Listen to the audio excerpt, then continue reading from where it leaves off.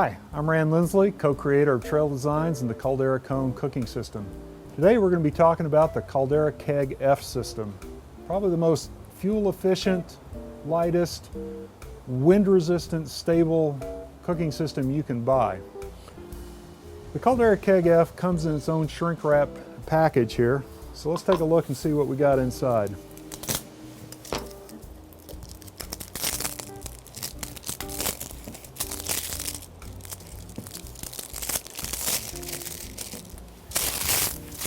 To start with, we have instruction set on the outer caddy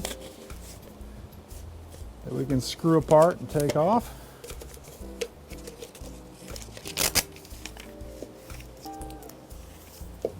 First thing you see at the top is the 1210 alcohol stove.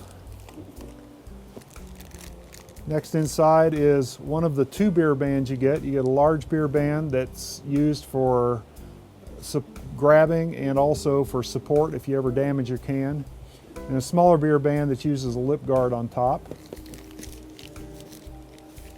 Have your fuel bottle kit, which includes instructions, the fuel bottle, a measuring cup, a lid with reducer, a lid with O-ring, and then also a reducer. For instructions, you get instructions on how to use the beer bans, instructions on the cone system in general, and of course instructions on the 1210 stove itself.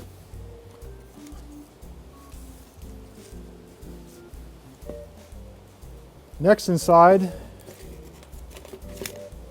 we have the Caldera cone itself that's sized to fit specifically on your pot.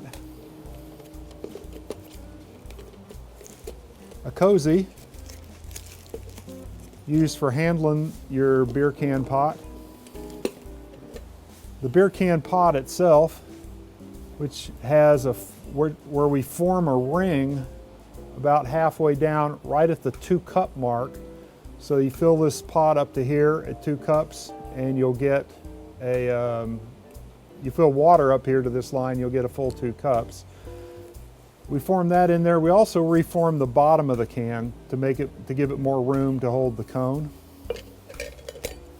We also provide its original lid, which has the lifter formed up so that you can grab it. And we also cut it off so that it doesn't actually open the beer can in the traditional sense. And of course, all that comes in the Caldera caddy, which is a 2-piece food-grade plastic container that holds the whole setup. Now that we've taken a look at what's inside your Caldera Keg-F, let's take a look at how to set her all up. So first thing we want to do is take the smaller of the 2 beer bans and put it on the top of your beer can pot as a lip guard. You can actually use that to protect your fingers when you're picking up or handling the pot. And also if you decide to drink from it, it'll protect your lips as well. That's why we call it the lip guard. Next, let's take the Caldera cone itself. We put a rubber band on it to pack it into the cone, and we also have the larger of the 2 beer bands on the end to hold it together. There's a warning that says be careful, it'll spring open. It's just when it's new it has a tendency to kind of fly open, so just be careful there. To assemble your cone system, what you want to notice first is there's 2 dovetail joints on either end. One has a slight 45-degree cut on the end of it, whereas the other one's flat. The smaller of the 2 dovetails, the one that fits inside the other one, is the one that has the 45-degree cut on it. Not only does this help identify it, but it also helps start by having a sharp point, or I don't know what's called a sharp point, but a pointed end to be able to start it into the dovetail. The other way to identify the large dovetail is that it will have the titanium reinforcement on the other side riveted down. So take your small angle cut dovetail, stick it into the other one, rotate it in place, and then slide her right on down. And that's all there is to assembling the Caldera cone. You really want to protect these dovetail joints. Every now and then you can bend them or damage them, and as you see by them sliding together like that, when they do slide together like that, if they're at all bent or something, they won't be able to slide, you won't be able to put your cone together. So if you ever find, so basically that just means don't bend them. But every now and then they'll get grimy and dirty and you'll get crud in there and it'll get a little rough to do it. So try and keep your dovetail joints clean. And if you ever find that you do need to lubricate it, you can get some graphite lubricant and put along the connection points, and that'll help smooth it out. Once you get your dovetail joints together and your cone assembled, your pot will fit into the cone perfectly. Well, it's a little out of round.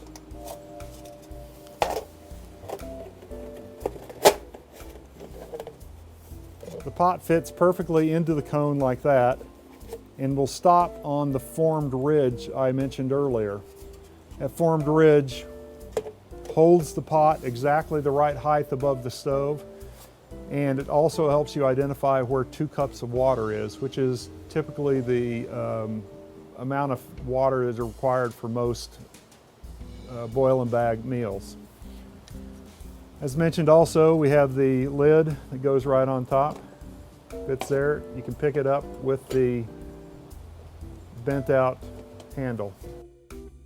Now that we have the entire Caldera Keg-F system set up and ready to go, I filled it up with water up to the ridge here, which is, like I say, right at 2 cups. With this thing filled up with water and on this cone, one of the things you'll notice that this thing just doesn't tip over. All your traditional stoves out there, you knock them over, you give them a hit like that.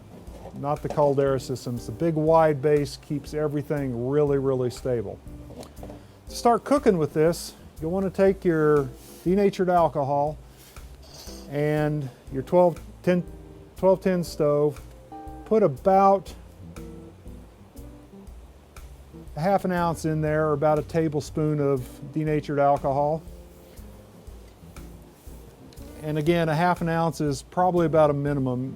Depending upon if you go up in altitude, you might use a little less. But as soon as you get into cold water or trying to boil a lot of water, a lot of cold outside, you may want to use a little more. ½ ounce is probably the right amount to start with, and then work up from there. I like to use a longer extension lighter to light it off. And you can see that it starts to go. Now, to tell if it's going, it's really hard to see alcohol flames in daylight.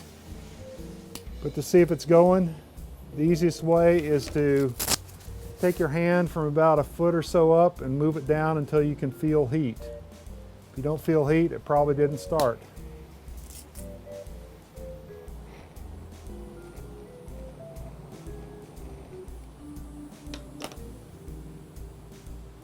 Block the wind a little bit, and it seems to be going. Yep, it's going.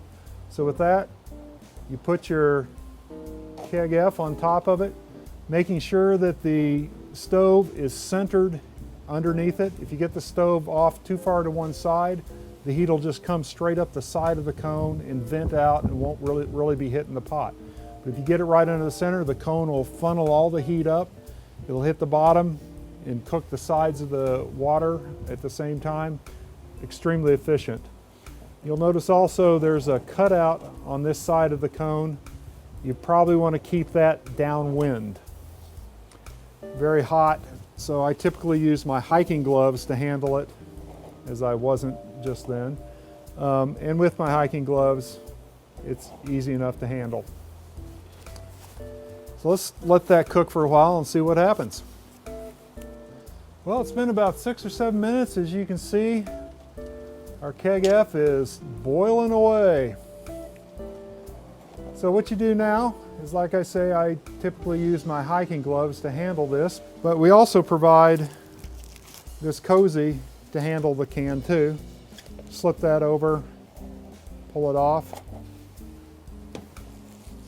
slide her down. Got it like that. And from there you can pour this into your boil and bag meal. Just like that.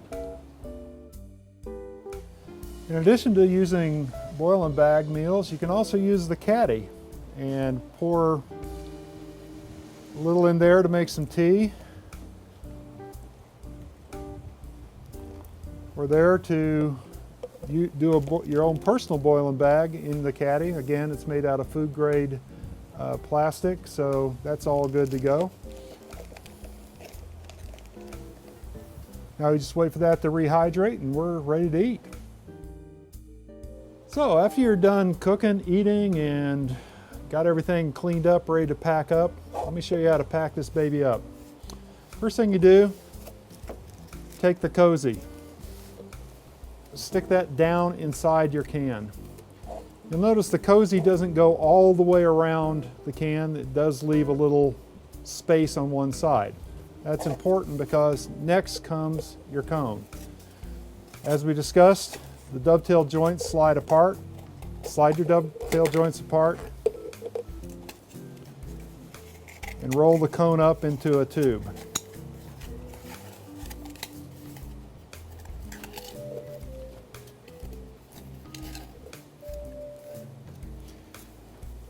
Once it's rolled up like that, you'll notice that there's one dovetail that's sticking out a little bit.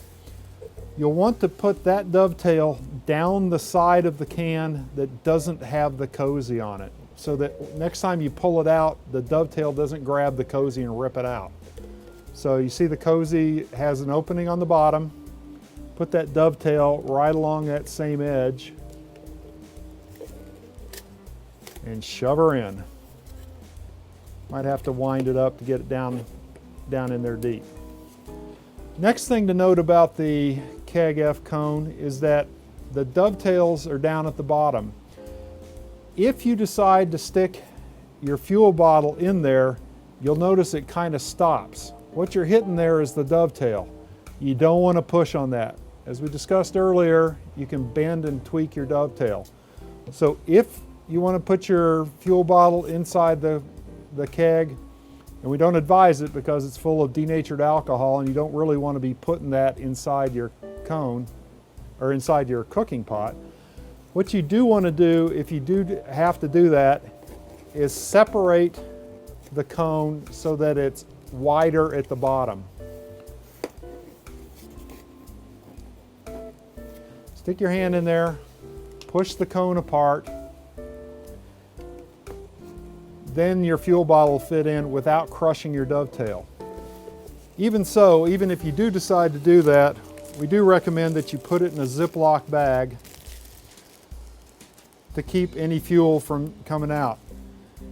There's air inside your fuel bottle, and as you go hiking up and down, this will pressurize and reduce in pressure and will effectively create a pump and pump alcohol out past the seals if you're not careful. So put it in a Ziploc bag if you decide to store it down inside your pot.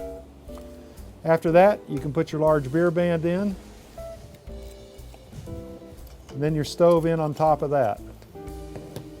Makes a nice little kit. To your caddy, put your lid in the bottom of your caddy, your can on top of that, screw her down, and you're ready to go. Thanks for paying attention. Head on over to traildesigns.com and check out all the other cool ultralight backpacking gear we have to offer.